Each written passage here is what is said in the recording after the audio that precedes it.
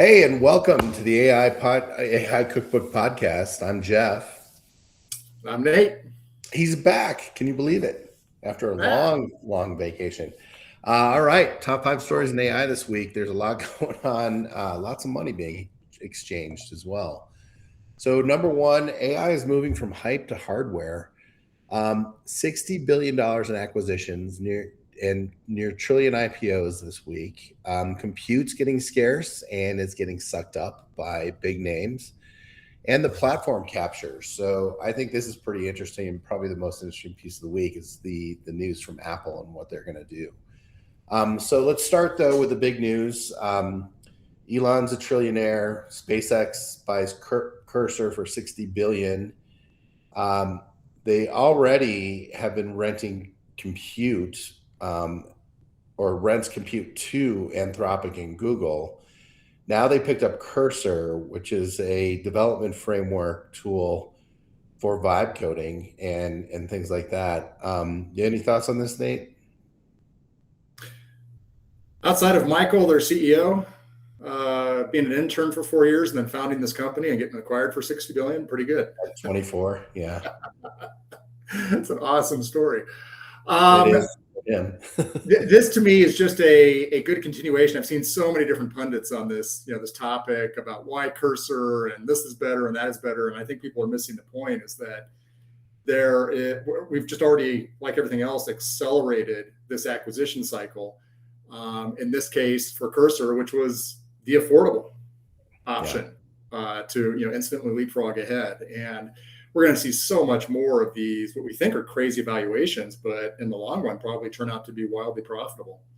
I think you're right. It's going to get, Cursor's pretty amazing as a tool. It's a good move. But I also think it kind of, these are geeks buying geek hardware or geek software, right? The IDE that is Cursor is about programming, but programming is what gets us to the future as well. Yeah. So I think this is a really smart move.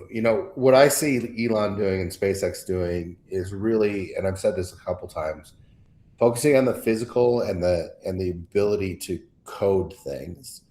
And so, they're going to be in the lead of data centers. They're going to be in the lead of robots. They're going to be in the lead of self-driving cars and things like that. And this gives them a framework to do that while hitting the enterprise play of what they're doing. So it'll be interesting to see how this all plays out. Anthropic, we knew this was coming, filed for almost $1 trillion IPO themselves. But then they called for an AI pause, which I think is mostly just marketing on their part. They have an interesting way of marketing, probably because they don't have a CMO. But basically, they basically scare the public at the same time as putting out pretty powerful models. What they're doing, I think it's wasted energy, to be honest. But I think that the IPO is real, and this is a real company that's making real money at this point. Yeah. I agree with you. I love everything around what's happened with Anthropic in the past few weeks because it's beautiful marketing. It's like, look at this amazing thing. You can have it for 2 days. The government won't let you have it anymore, right? I mean, it's just like this demand creation is just amazing. So yeah, and it's, again, we're going to look back. I mean, we already look back and like the long view of which is just 1 year. We're going to look back a year from now and look at all the various models that came out from all of the leading companies. And this will just be another little stepping stone. But every single time they're really good at this. Oh my gosh, this is a tenfold increase, and the system won't let you have it for now. It's so powerful, we can't let you all touch it. But it was fun and well it lasted. I coded a whole CRM system with it in a couple of days, which was pretty cool. I think this is the most interesting story of the week. Apple has basically said, we're not building our own AI. We're going to allow you to connect Siri to Claude and ChatGPT and Gemini underneath there. But I think the other side of the story that people don't really see is this makes Siri very agentic.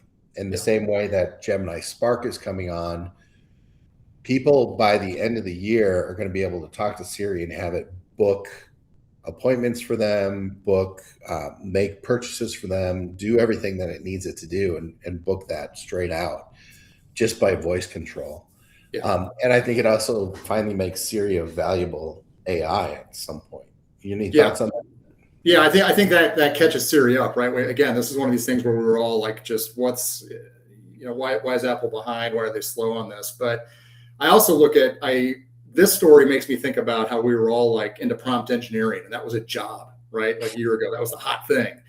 And now it's agentic. Like, can you create and deploy agents and rebuild with agents? That's the hot topic, the hot capability, if you're going to play in this race. Mm-hmm. And you start to see what's happening here. This already gets us out of over time. Hey, I'm great at building agents. It's like, well, the system can build agents for anybody very quickly. I don't know what comes next, right? I don't know what the next big phase is. I think that it's going to be back to workflows that actually make money and deliver results. So it's going to get back to the project management, the product management, those types of skills again.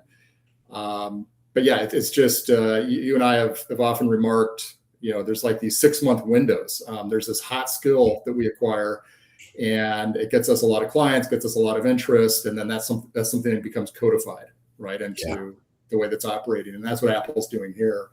And I love the fact that they're surfing across all the models, right? There's going to be new models. There's going to be industry specific, vertical specific models that outperform everybody. And I love how Apple is basically just saying, we're going to open up to everything. Well, and I think this makes sense for Apple. They're a hardware company, not a software company, and AI is software. And I don't think they were set up internally with the right people to keep up with this from from a software perspective. And I think this is brilliant. It absolutely moves them forward in the environment, and it solidifies their hardware as a core part of what's going to happen in the future. Yeah. So, and that's where I still really, that long-term vision of Apple, which I really believe in, which is, hey, everybody in your own home, you're going to have your own data center in your house. Right? And it's going to be Apple. Apple's going to be the hardware. Exactly. So the capacity crisis is real. We are running out of data center and compute here. That's showing where a lot of money is being sent over to SpaceX to get onto Colossus within that environment. Google's also running the same thing. So they're putting, Google has its own infrastructure, and they're paying SpaceX for infrastructure at this point. So it'll be interesting to see where we go. I mean, there's a big backlash on data centers right now. There's a big backlash on getting compute here. I do think we have to solve a few problems as we go forward here and really get this going. The ultimate is, yes, data centers in space, which we have now or moving towards, but those are, 5-10 years away. Yeah. So what do we do in the interim for this?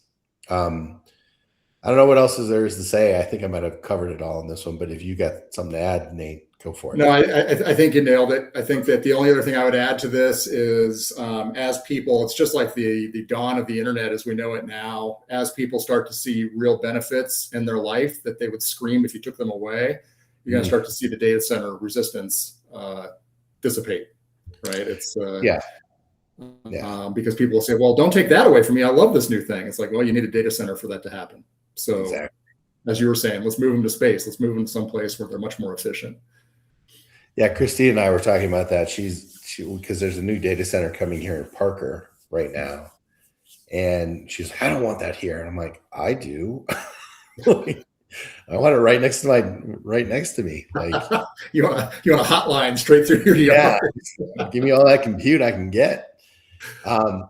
So this happens every freaking week, right? There's new models that come out that are better than the last models. And Claude Opus 4.8. Boy, Fable was awesome. 4.8 is good. Fable was incredible, and I can't wait for that to come back for sure. GPT 5.5 Instant is decent. I haven't really played too much in there, but I also like what Google's doing with Gemini as well. And they keep getting better on image creation and all that. And by the way, if you haven't looked at Notebook 2.0, jump in there because it's insane good. Yeah, I haven't even touched that yet. That's the thing. It's like just keeping up with all of these models is near a full-time job. It is, but boy, Notebook 2.0 is incredible. Like, yeah, you got to check it out. It's pretty amazing. All right, we'll move on to the next. So bottom line, I think we did you want to say something? I'm sorry, I overtalked. No. I said I just put Notebook 2.0 on my list for the weekend. Yeah.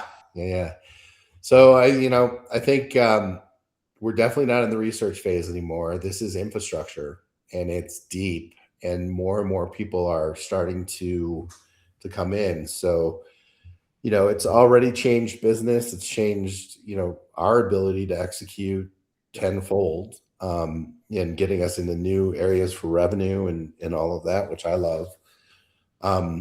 Yeah, the future is now. It's pretty crazy how fast this is all going. But so that's a wrap for us this week. I think next week we'll be talking a little bit about the EU AI Act and how that's going to kick in. We'll see what happens with Anthropic's IPO. Probably new news there, and I'm sure there'll be something new and amazing that pops up in the next week or so to talk about. So looking forward to it. Thanks for your time again, Nate, and thanks for listening, everybody. Take care. Take care, everyone.